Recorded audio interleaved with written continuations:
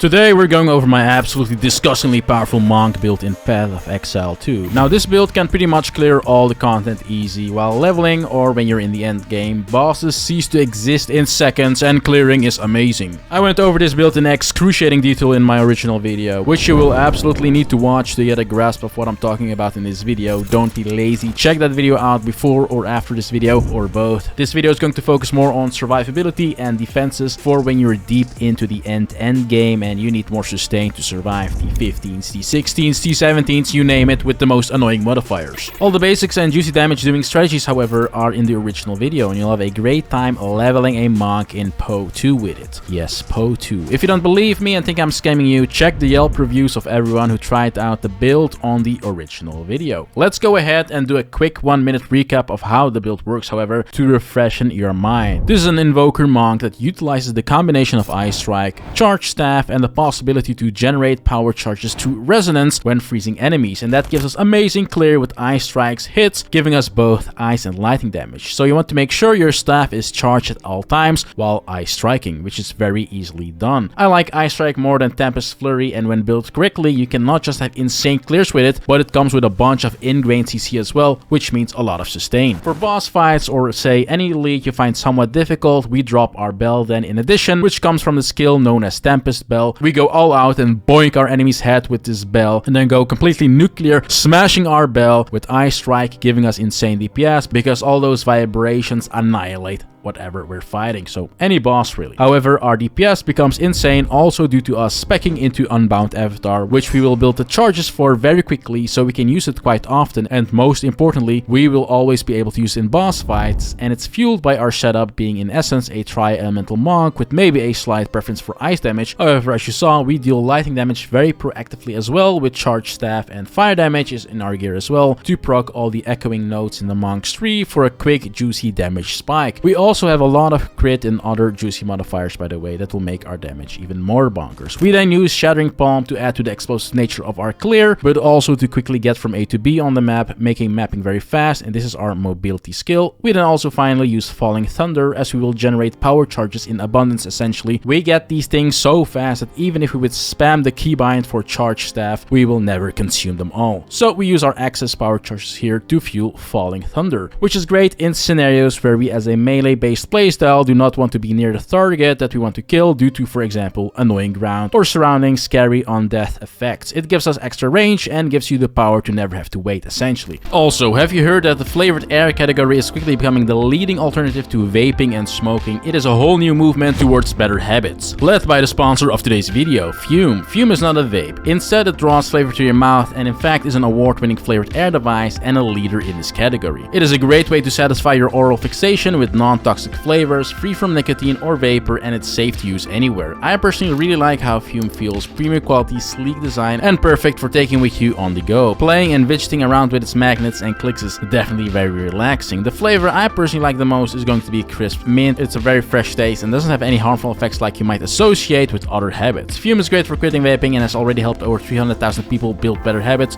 so try Fume today, and if you order the Journey Pack now using my code as shown on screen, you'll get a free Fume topper, an awesome accessory to level up your experience. Use the shown link in the description or scan the QR code on screen.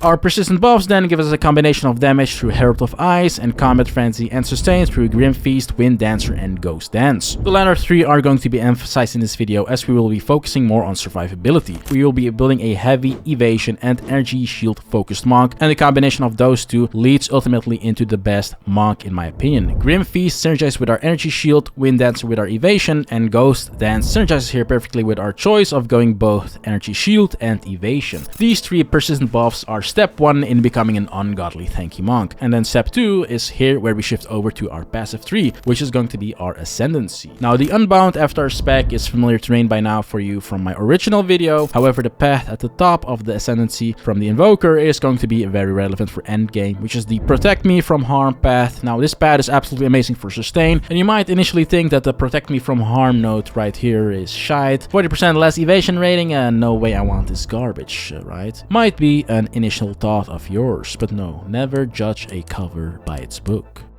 or something like that. This node and all nodes leading up to it are great because it's a lot of sustain, and protect me from harm gives us the ability to get armor's property of physical damage reduction through our evasion without ever having to really worry about armor on our gear. It's great because we can get a lot of evasion regardless, even with that 40% less evasion rating, which will barely matter in practice. You will easily get to 78% evasion rating or so, even on a budget. And all that physical damage reduction will be in addition to a lot of evasion, a lot of energy shield, a lot of maximum life, resistances, and you name it. We will become so tanky. Step 3 in the path to become ungodly tanky is then our passive 3. Now, I'm not going to go over everything again. You know all of this stuff from the original video. I explained every single node here. All the choices and why I made all the choices are in there. But basically, the tri-elemental damage giving nodes, crit, quarterstaff nodes, nodes that synergize with our elemental damage, like the ice-based nodes here, and nodes that give us more CC, like faster freeze buildup, and so forth. Post level 70, however, we will hard focus on defenses and spec into Inner Fate. We get these juicy defensive modifiers. We then also 100% get Subterfuge Mask and the nodes leading up to it, as it's en route for the other nodes that we get. This is an incredibly powerful node and is very important for our helm. Keep that in mind in a second when we get to gear. We also get Spectral Ward and all nodes leading up to that one, and this little node here as well for some extra flat energy shield and evasion. Get the nodes leading up to High Alert, as it's great extra evasion, and High Alert itself as well, which will be active quite often, as thanks to our big energy shield that will replenish through Grim Feast and sustain with Ghost Dance, will give us the ability to stay at full life pretty consistently, and thus proccing High Alert over and over, and thus giving us a lot of extra evasion. And then we also take the nodes towards Immartial and Immartial itself, and with that a lot of extra juicy sustain nodes as well. For attributes, you're just going to grab whatever you need to fulfill your requirements. It is going to be a mix of dexterity and intelligence primarily, but also strength for some support gems that we use. For jewels, like last time, you have a lot of options. For defensive ones, you can in fact stack evasion or energy shield here, and then mix them with some of the more damage oriented stats, like just going to name a few of my favorites: attack speed, quarterstaff damage increase, herald damage increases, faster rage generation, stuff that gives you mana, and faster element buildup for either shock or ignite. Those are just some examples, and all of them will be good. So the 3, Ascendancy and our persistent buffs, will all obviously be big aspects of our sustain. Step 4, however, is also all the CC that we have thanks to Ice Strike and freezing our enemies. The CC in itself prevents a lot of incoming damage as well. And then step 5, of course, how can we forget about it, is going to be our gear. Also very important. For our armor, we're going to heavily focus on building as much evasion and energy shield as possible. But also you definitely want to make sure to cap all 3 fire, lightning, and cold resistances at 75%. It should be quite easily doable. Spread it across your gear. Chaos resistance, on the other hand, is a bit harder to get, but I've found around 30 to 40% to be plenty. Let's then go through our gear and start off with our helm. You want a helm with the biggest, juiciest energy shield roll as humanly possible that fits within your budget, and energy shield specifically only to get higher rolls for it. So not a mix of different defensive stats here, just energy shield, and this is to synergize with Subterfuge Mask from R3, which will additionally give us 2 evasion rating per energy shield point. So you can probably see why you want to get a helm with a lot of energy shield. For body armor, you have then 2 options. Either you get body armor with the absolute most evasion and only evasion that you can get on it to make sure we get a lot of value from Spectral Ward from R3, or a mix of evasion and energy shield can also work because it kinda boils down to the same result if you think about it. Spectral Ward will either way provide a lot of value, and it's mostly going to depend on what you can find while trading that fits within your budget. For your other pieces, you just want to get the most evasion and energy shield, a mix of them as much as possible, as in line with what your budget allows. Spread all your elemental resistances across your gear till you reach the caps, and since we also utilize crit damage and crit chance with this build, we spec into it in the 3. If you remember, we want to aim for at least 50% or higher crit chance to actually get a lot of crits going, and you can get good rolls on several pieces in your loadout, like your helm or your amulet. Since we don't need spirit on our gear thanks to our Ascendancy, it allows for more room, like say crit chance, to get that on our amulet. On your gloves, you can get defensive as well, which is also a great source, but also great offensive properties like crit damage, attack speed, and additional elemental damage. You also want to get maximum life across all your gear, which is very good. I would suggest to aim for 2k as a baseline, and that's pretty much all the main points that you want to aim for